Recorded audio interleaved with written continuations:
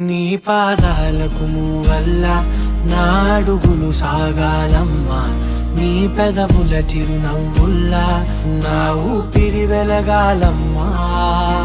నిరంతరం నీ చంటి పాపల్లే ఉండాలి నేనెన్నాళ్ళకి, నిన్నొదిలెంతగా ఎదగాలనుకోనే అమ్మా.